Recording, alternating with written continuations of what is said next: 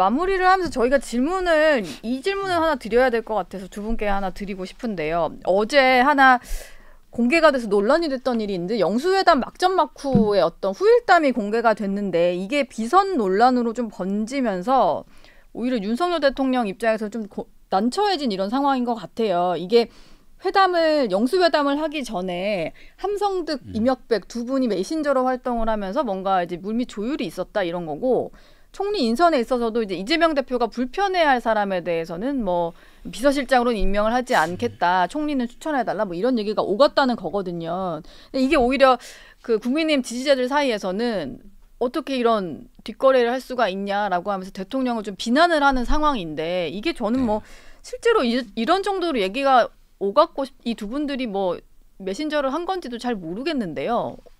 어떨까요? 이게 실제로 뭐 이런 라인이 가동이 됐다고 봐야 될까요?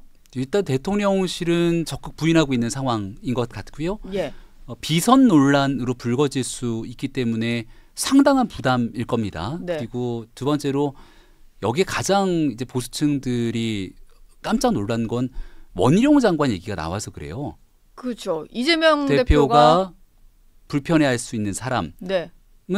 비서실장에서, 그러니까 차기 대권 구도에서 경쟁자가 될 수 있는 사람들은 뭐 정리를 하겠다 이런 식으로 얘기를 했는데, 경쟁자는 많으면 많을수록 좋다 이재명 대표가 이렇게 얘기를 했다는 오히려 것이고, 그랬다. 네. 예, 그리고 거기에 다만 원희룡 장관은 인천에서 같이 경쟁했던 사람인데 그 내용이 아니라 뭐 양평 고속도로 책임 때문에 안 된다 이렇게 얘기를 했는데, 저는 사실관계가 아닐 거라고 생각합니다. 네. 그리고 여기 나와 있는 함성득 교수 같은 인사가 왜 이런 방식의 얘기들을 언론에 인터뷰를 해갖고 얻을 수 있는 게 뭔데 도대체 이런 얘기를 했을까? 그리고 나와 있는 내용 하나하나를 보면 무슨 앞으로 부부 동반 골프 회동을 하자고 했다는 등. 그러니까요. 윤 대통령 골프 안 치는 거로 이미 널리 알려진 인사 아닙니까?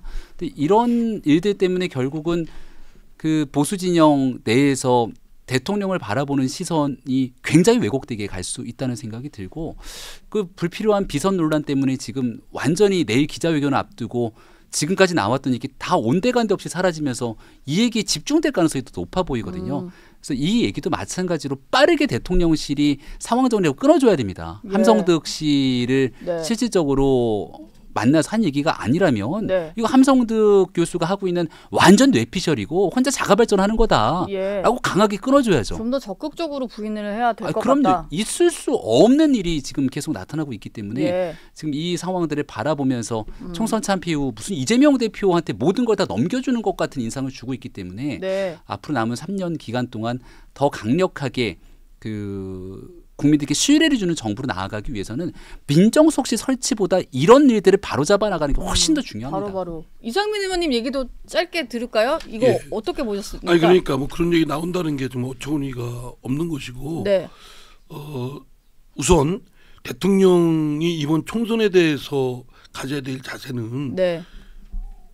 무릎을 꿇어야 되는데, 예. 무릎을 꿇는 건 국민 앞에 무릎을 꿇는 겁니다. 네. 이재명한테 무릎을 꿇으라는 얘기가 아닙니다. 예. 그러니까 지금 개중에 보면 뭐 야당 쪽에서 총리 추천권을 달라, 비서실장 추천권을 달라, 뭐 이런 얘기도 있었잖아요. 네.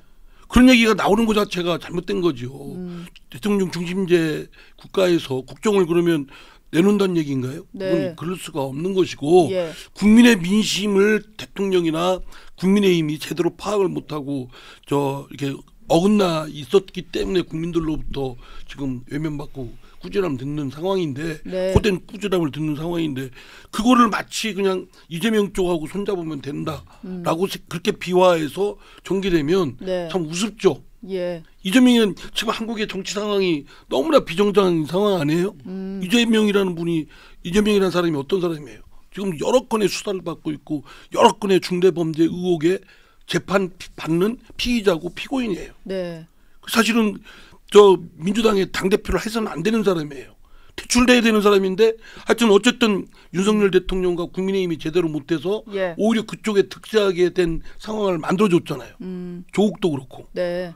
그런 거에 대한 상황에 대한 반성 성찰이 필요하고, 국민 앞에 무릎을 꿇고 국민의 민심을 잡아서 예. 그들을 보다 우위에 설 그런 리더십을 보여야지. 자꾸 뭐 그쪽하고 손잡고 뭐 왔다 갔다 하고 물밑에서 하면 뭐가 대충 이재명 쪽이나 민주당 쪽에서는 뭐 윤석열 대학 가는 길에 비단길을 깔아준다 이렇게 착각을 하는 건지는 모르겠는데, 예. 측근 중에 그건 진짜 오산 중에 오산이죠.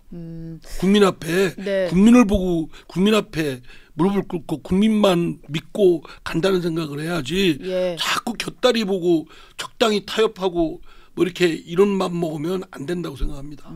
알겠습니다. 대통령실도 중심을 지키고 대통령도 중심을 지키고 좀 해달라 이런 말씀이셨습니다. 두 분 말씀은 여기서 마무리하도록 하겠습니다. 오늘 고맙습니다. 네, 고맙습니다.